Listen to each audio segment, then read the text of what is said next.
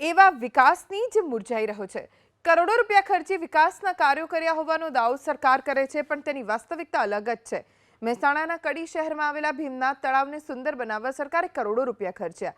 તેની યોગ્ય જાળવણી કરવામાં ન આવતા આ તળાવ હાલ માત્ર 2 જ વર્ષમાં ગટરના પાણીમાં ફેરવાયું છે, જ્યાં શહેરના લોકો ડોક્યું પણ નથી કરવા માંગતા। આ તળાવનું લોકાર્પણ પૂર્વ નાયબ મુખ્યમંત્રી નીતિન પટેલે વર્ષ 2018માં કર્યું હતું। લોકાર્પણના દિવસો દરમિયાન તળાવમાં રંગબેરંગી લાઇટ્સ, બોટિંગ ગાર્ડન જેવી સુવિધાઓ હતી, પણ ભીમનાથ તળાવ માત્ર 2 જ વર્ષમાં ગટરની ગંદકીમાં ફેરવાઈ ગયું। તળાવ પાસે બનાવવામાં આવેલા ગાર્ડનમાં પણ ઠેર ઠેર ગંદકી અને કચરો છે, તેમજ જે તે સમયે રંગબેરંગી રોશની કરાઈ હતી તેની લાઇટ્સ પણ ગાયબ છે। ડાન્સિંગ ફુવારાનું નામો નિશાન નથી। લોકો માટે બોટિંગની સુવિધા કરાઈ હતી, એ પણ ભંગાર હાલતમાં છે।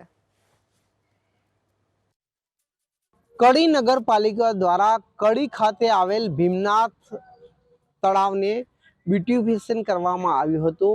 અહીંયા આપ દ્રશ્યોમાં જોઈ શકો છો, કડી નગરપાલિકા દ્વારા નવનિર્મિત ભીમનાથ તળાવ બ્યુટિફિકેશન, ડાન્સિંગ ફુવારા સહિતની વ્યવસ્થા કરવામાં આવી હતી। બોટિંગનું પણ લોકાર્પણ કરવામાં આવ્યું હતું। માનનીય નીતિનભાઈ પટેલના હસ્તે આ ખુલ્લું મૂકવામાં આવ્યું હતું। સંવત 2074 તારીખ 20/5/2018 અને રવિવારના દિવસે તેને શરૂ કરવામાં આવ્યું હતું। ત્યારબાદ અત્યારે હું આ તળાવની પરિસ્થિતિ બતાવવા જઈ રહ્યો છું કે લાખો રૂપિયાના ખર્ચ કર્યા બાદ તળાવ વેરાન થઈ ગયું છે। તળાવમાં ગંદકી ઉભરાઈ છે, તેની અંદર શેવાળના થળ જામેલા જોવા મળે છે। તમામ તળાવ ગંદકીથી ઉભરાઈ રહ્યું છે। ન તો અહીંયા બોટિંગ છે કે ન અહીંયા ડાન્સિંગ ફુવારા છે। આપ અંદર મૂકેલા ડાન્સિંગ ફુવારા ક્યાં ગયા તે પણ એક સવાલ છે। હું બહારના દ્રશ્યો બતાવીશ કે લાખો રૂપિયાના ખર્ચ કરીને આ ડાન્સિંગ ફુવારા મૂકવામાં આવ્યા હતા, પરંતુ આ ડાન્સિંગ ફુવારાનો હાલ જોઈ શકો કઈ રીતે બહાર ફેંકી દેવામાં આવ્યું છે। જે ડાન્સિંગ ફુવારો છે તે હાલ અહીંયા પડેલો જોવા મળે છે। તેની પરિસ્થિતિ થઈ આપ જોઈ શકો, તમામ ફુવારો ભંગાર થઈ રહ્યો છે, ધૂળ ખાઈ રહ્યો છે, કાટ ખાઈ રહ્યો છે।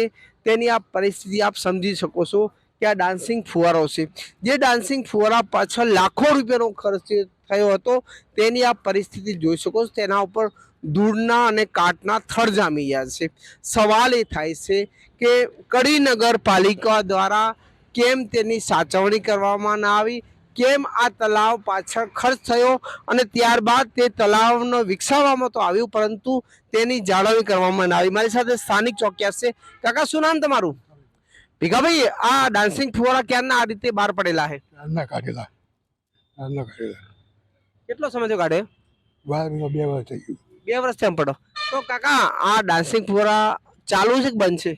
આ અંદર હતા ને ત્યારે બધું સારું હતું ભાઈ, એ બહાર આવ્યા પછી આ બધું રમણ ભમણ તો કોઈ સંભાળવા નથી આવતું? કોઈ નહીં, કેટલી વખત આવ્યા લખી ગયા ને કોઈ કાંઈ કરતું નથી। તો આ ભીખાભાઈ ચોકિયાત છે, તેઓ અહીંયા ચોકી કરે છે, પરંતુ આ પરિસ્થિતિ આપ સમજી શકો છો। આ ડાન્સિંગ ફુવારા છે, અહીંયા અલગ બોટો મૂકવામાં આવી હતી, તે બોટ એક પણ અહીંયા દેખાતી નથી। શહેરના લોકોને સવલત મળે, સુવિધા મળે અને સારું પર્યટક સ્થળ મળે તે માટે આ તળાવને વિકસાવવામાં આવ્યું હતું, પરંતુ ક્યાંક ને ક્યાંક પાલિકાના અણઘડ વહીવટના કારણે આ પરિસ્થિતિ ઊભી થઈ છે। તમામ જે બોટો છે ને ડાન્સિંગ ફુવારા છે તે ભંગાર બની રહ્યા છે, ક્યાંક ને ક્યાંક બહાર પડા બગડી રહ્યા છે।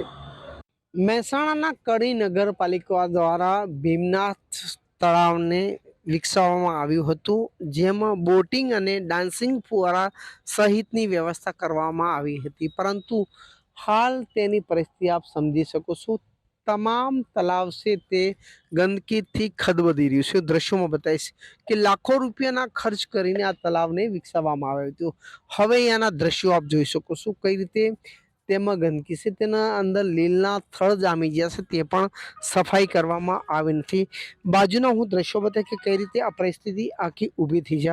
આપ સમજી શકો છો કે જે પરિસ્થિતિની અંદર અહીંયા સમગ્ર જોવા મળે છે, ક્યાંક ને ક્યાંક સવાલ એ થાય છે કે આ જ પરિસ્થિતિની અંદર આ ગંદકીથી તળાવ ઉભરી રહ્યું છે।